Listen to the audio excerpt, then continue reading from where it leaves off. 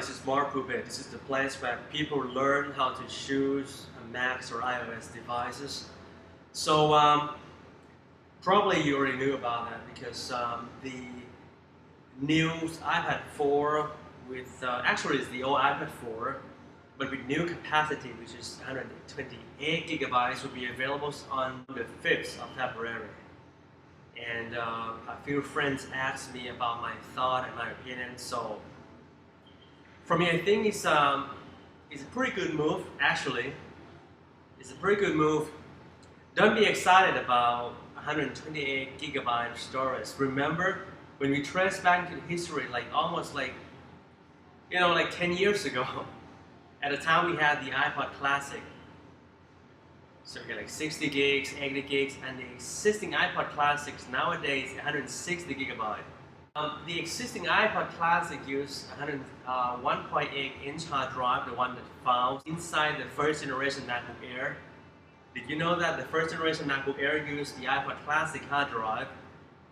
At that time, we didn't have like solid state or flash storage technology. So the thing is, it's 128 gigabytes, but the price is quite expensive. I will not tell you whether that you should buy it or not, but for me, it's nice. Okay, it's like the thing is, for the price tag, I think it's a little bit too high because it's not a full-fledged PC. It's a tablet. The iPad, of course, is an iPhone without the phone. So for that kind of price tag, it's like almost $1,000 US. So with the cellular plan. So for me personally, I think it's it depends on you. All I can say is, in general, in order to choose an iPad, your storage need is largely determined by your usage, of course. If you prefer to install a large number of games, lots of videos, and if you might want to regularly use your iPads as a video cameras, of course, the rear-facing cameras choose videos up to 1080p. So 128 gigabytes is a lot. You have to worry about like run out of space or run out of storage. But of course, you gotta rethink about that, to be honest, because it's quite expensive though. So that's it, ladies and gentlemen. Actually, everything is pretty much the same compared to the iPad 4. It's the iPad 4 with Retina display, but just larger storage, of course. And I knew that you have been expecting, probably, of course, you watch Mark Pubit, you might get something. It's a quick response. It's called proportional response. It's a quick and an easiest way to kind of compete with those Windows X tablet, especially the Microsoft Surface. But you have to understand that Microsoft Surface is a full-fledged PC, whereas the iPad 4 is an iOS device. It's a mobile device. It's a big iPhone without a phone. So that's it, ladies and gentlemen. If you ask me, I would say, at first I'm going to ask you first, how do you mean? And I'm going to ask you again, how do you mean? Do you really want to know or just asking? Because if you've been using iOS devices, I think you already knew what storage capacity fits you. You don't have to ask me. But if you're a newbie for iOS device, I would suggest that you have to ask whether you need to use the video cameras on the back salon. You like to shoot video, you want to like install like lots of huge games like Racing 7, Batman, or like large games, or you prefer to store lots of movies on the go. You need that 128.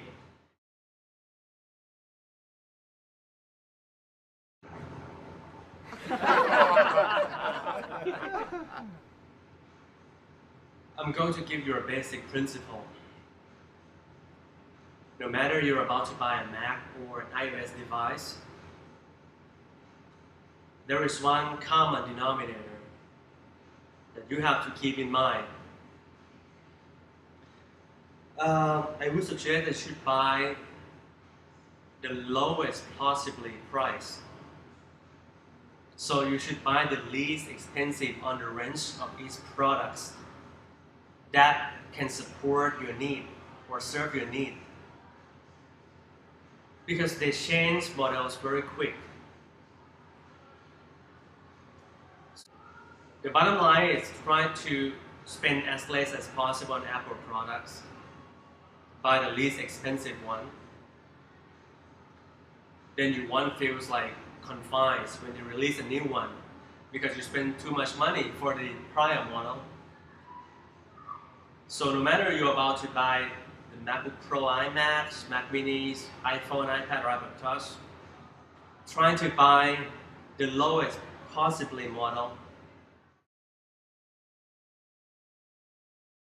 When I trace back into the history at the time back in 2006, I went through a large number of online tutorials, and of course I had to pass an examinations called Apple Sales Trainings at the Apple's stores in Thailand. At that time, I was taking a course about the iPod Classic, and I've learned a lot about iOS device or mobile device or mobile media players with very huge amounts of storage. The only things that I can say, let's say in the past, of course, you want to carry the whole bunch of your music library with you everywhere on the road.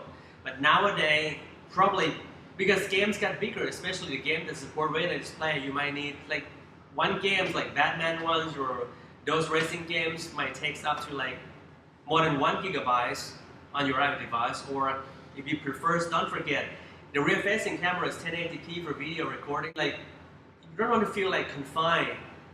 You really need something like really big. So I would suggest you should buy like pretty huge hard drive. And of course, you want to like put lots of movies onto your iPad device. That might be the case too. So the iPad 4 with 128 GB storage will be available on the 5th of February, like next Tuesday or something. That's my day off too, but who cares?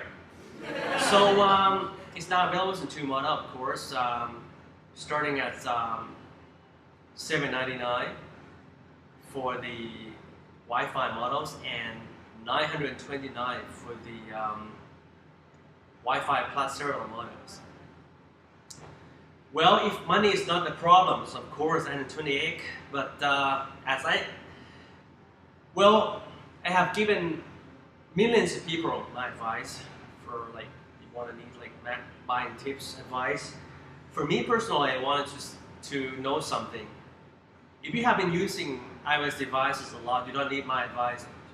I think you know your requirement. Like how much storage do you need? You knew about that, you've been using it, right? Your iPhone, your iPad, or iPad Touch. But if you are new for iOS device, iPhone, iPad, or iPad Touch, okay, fine. There are 3 primary points, 3 primary factors that, because your user requirement is largely determined by these 3 factors. Firstly, if you prefer to put a large number of games, especially like graphic intensive games, this game takes a lot of space on your drive. Secondly, if you prefer to use the video camera a lot, 1080p rear-facing video camera a lot, it requires a huge amount of storage capacity. And lastly, if you prefer to put the whole music library onto your iPad or the whole movie library onto that. So that's it, ladies and gentlemen. That's Mark Rubet for the day. Have a nice day and pick the right one. And please kindly like my Facebook page because my page is pathetic. And I'm going to try to upload some. If you go to facebook.com/slumnightgurus, like every day or 2 days, I'm going to try to upload some good things like free app for a day or whatever. So. The following program deals with a controversial subject. The theories expressed are not the only possible interpretation.